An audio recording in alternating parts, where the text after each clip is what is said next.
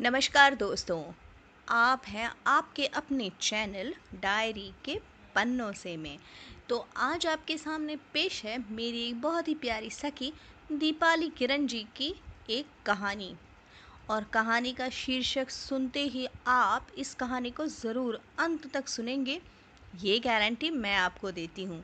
कहानी का शीर्षक है मेरे झाड़ू में घुंघरू बंधा दे और फिर मेरी। है ना सबसे अलग हटके टाइटल। जी हाँ, तो चलिए देखते हैं किसका झाड़ू, किसके घुंघरू और किसकी चाल। आखिर हो क्या रहा है इस कहानी में। चलिए तो कहानी शुरू करते हैं। आदि, आदि, देखो ना तुम्हारी नानी अम्मा फिर से झाड़ू लगाने लगी आधी रात में। तानिया ने गुस्से में नींद में बड़बड़ाया और अपने पति आदि को जगाया। ओहो, तुम सो जाओ ना भाई, वैसे भी आधी रात नहीं है, सुबह के 4 बजे हैं। गांव की औरतें सुबह जल्दी जाग जाती हैं, उनकी आदत होती है। आदि कहते हुए वापस सो गया।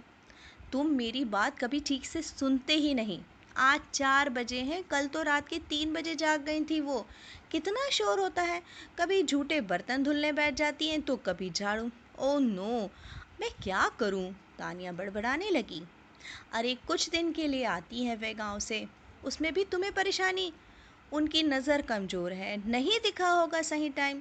मेरी नानी है वो, माँ के बाद उन्होंने मुझे बड़ा किया है।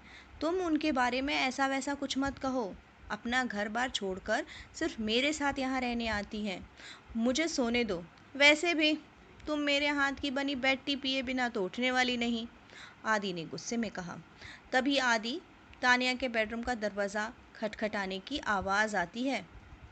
आदि घबराकर दरवाज़ा खोलता है तो देखता है नानी अम्मा झाड़ू लिए उसके दरवाजे पर खड़ी हैं। अम्मा, क्या हुआ? आदि ने आश्चर्य से पूछा। अरे, पूरे घर की झाड़ू लगा लिया, अब सोचा तुम्हारा कमरा भी लगा दूं। नानी अम्मा ने आदि के कमरे में घुसते हुए कहा। अम्मा को कमरे में आते देख तानिया बिस्तर से निकलकर झट से खड़ी हो गई। ये क्या पहना है तुमने, सांप का केचुल? नानी अम्मा ने तानिया को पास आकर देखा। नहीं अम्मा, सैटिन गाउन है, तानिया ने झेपते हुए अम्मा से कहा। होगा सातन वाटन, फिसलती नहीं हो इसको पहनकर बिस्तर से। अम्मा तानिया के गाउन को छूकर कपड़े की पूरी शिनाख्त में लग गई। अम्मा, बंटी सो गया था ना आपके साथ आराम से? आपको रात में परेशान तो नहीं किया बंटी ने? तानिया ने बात को टालते हुए कहा। सोएगा क्यों नहीं, अपनी परनानी के पास सोया था मेरा लाल। और तुम ये नागिन बनकर मत रहा करो। रात में फिराक ही पहनती हो तो सूती फिराक पहनो। क्या बोलते हो तुम लोग उसको? अम्मा ने पूछा। अम्मा, मैक्सी, तानिया ने खींचते हुए कहा। हाँ हाँ, वही मिक्सी, पहन लो, ज़्यादा आराम चाहिए तो। अच्छा जाओ, अब नहा कर पूजा की तैयारी कर लो ज़रा, हम भी जाते हैं झाड़ू लगाकर नहाने, अम्मा ने झाड़ू लगाते हुए कहा। तानिया को गुस्सा आ रहा था। वो आदि को घूरते हुए कमरे से बाहर निकल गई। अम्मा नहाकर कपड़े फैलाने बाहर गई तभी अखबार वाला अखबार लेकर आया था। अरे खबरी लाल, कैसा है? अम्मा ने अखबार वाले से पूछा। अरे अम्मा, आप कब आई? और हाँ, हमारा नाम रॉकी है, रॉकी, अखबार वाले ने इतराते हुए अपने बाल झटके और अम्मा के पास आकर बैठ गया। अरे हाँ लौकी बेटा, 2 दिन हुए हमें आए, और तुम सुनाओ, बांट आए सारे अखबार? अम्मा बोली। हाँ अम्मा, बस आपका ही घर आखिरी था। और सुनाओ अम्मा, कैसी हो? रॉकी बोला। हम तो बेटा ठीक हैं, चाय पियोगे? अम्मा ने पूछा। तब तक अम्मा ने अंदर झांका तो देखा आदि चाय लिए बंटी के कमरे की तरफ चला जा रहा था।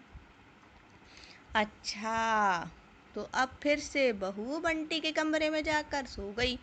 अब चाय पिएगी मुई बिस्तर पर, वो भी मेरे लाल से बनवाती है। गलत कपड़े थोड़े पहनती है, सांप का केचुल, नागिन से कम नहीं अंग्रेजन, अम्मा बुदबुदाने लगी। क्या अम्मा, कौन नागिन? रॉकी ने पूछा। अरे है कोई, तू चाय पिएगा, बना लाऊं? अम्मा ने पूछा। ना अम्मा, फिर कभी। अच्छा ये बताओ अम्मा, नागिन वागिन सच में होती है क्या, जो रूप बदल कर औरत बन जाती है? टीवी में तो खूब दिखाते हैं। तुम तो होगी कुछ 80-85 साल की, तुम तो देखी होगी गांव में अपने। रॉकी ने उत्सुकता से पूछा। क्यों नहीं होती है? होती है, और उसको इच्छाधारी नागिन कहते हैं। और चुड़ैलें भी होती हैं गांव में।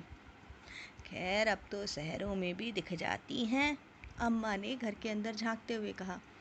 अरे अम्मा, तुमको दिखती है क्या? बताओ ना, रॉकी ने पूछा। और नहीं तो क्या, हमने तो चुड़ैल के साथ तंबाकू भी खाया है, और फिर इस घर में भी देखी है, अम्मा ने शेखी बगाड़ते हुए कहा। खैर तुम बताओ, क्या खबर है अखबार में? अम्मा ने पूछा।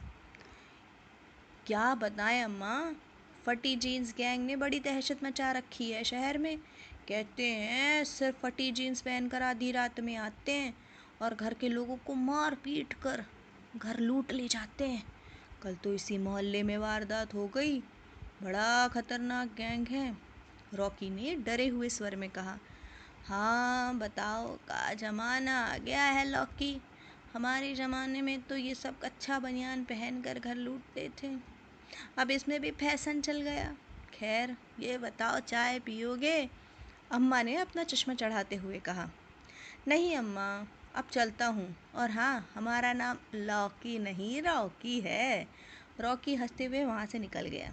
शाम को जब घर में अम्मा ने सुना कि आदि और तानिया फटी जीन्स गैंग की बातें करते चिंतित हो रहे हैं, तो अम्मा को एक उपाय सूझा। उन्होंने अगले दिन आदि से घुंघरू मंगाए। तो क्या अम्मा अब इस उम्र में घुंघरू बांध के नाचने वाली हैं? तानिया मोबाइल पर पिज़्ज़ा ऑर्डर कर कर बड़बड़ा रही थी। नहीं, तुझे नचाऊंगी। आज खाना भी नहीं बनाया, कुछ मत कर तू। मैं अपनी खिचड़ी खुद बना लूँगी, अम्मा ने गुस्से में बोला। बना लीजिए अपने लिए कुछ भी, मैं तो आज पिज़्ज़ा ही खाऊंगी। तानिया ऐंठते हुए अपने कमरे में चली गई। सबके सोने के बाद आधी रात में घुंघरू बजने की आवाज़ आने लगी। इत्तेफाक से आज फिर फटी जीन्स गैंग वाले आदि के मोहल्ले में ही थे और पड़ोसी घर में घुसने वाले थे। पर घुंघरू की छन छन की आवाज़ से वे लोग इतना घबराए गए कि खुद को संभाल ही नहीं पाए और शोर शराबे भागम भाग में चौकीदार और मोहल्ले वालों के हत्थे चढ़ गए। इतने शोर शराबे से आदि और तानिया भी हलचल में आ गए। उन्होंने कमरे से बाहर निकलकर देखा तो अम्मा इत्मीनान से झाड़ू लगा रही थी। उम्र की वजह से उन्हें कम सुनाई देता था, तो बाहर के शोर शराबे की उनको कोई भनक ही नहीं लगी। पर तानिया और आदि ने देखा कि अम्मा की झाड़ू पर घुंघरू बंधे हुए थे। अम्मा, ये घुंघरू झाड़ू में क्यों बांधा? आदि ने अचरज से पूछा। ताकि तुम लोग गहरी नींद ना सो पाओ, सतर्क रहो, अम्मा ने हंसते हुए कहा। तानिया और आदि को आज अम्मा की सूझबूझ पर गर्व था और तानिया अपनी हरकतों पर शर्मिंदा थी। वो आज अम्मा को बहुत प्यार और सम्मान की नज़रों से देख रही थी। उधर चोरों ने बयान दिया कि उनको पड़ोसी के घर से चुड़ैल के घुंघरुओं की आवाज़ आई थी, और इधर हमारे खबरी लाल उर्फ लौकी घर घर खबर छाप रहे थे कि आदि भैया के घर चुड़ैल या इच्छाधारी नागिन है। अम्मा अम्मा ने हमें कंफर्म बताया है। मेरे प्यारे दोस्तों, क्या लगता है आपको, अब कभी लौकी यानी कि रॉकी अम्मा के घर चाय पियेंगे?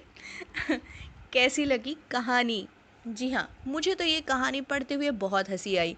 आपको क्या लगता है? चलिए, ऐसी ही मज़ेदार कहानियाँ लेकर आपके सामने दोबारा हाजिर होंगी। तब तक खुश रहिए, एंजॉय कीजिए। फिर मिलते हैं एक नई कहानी के साथ। तब तक बाय।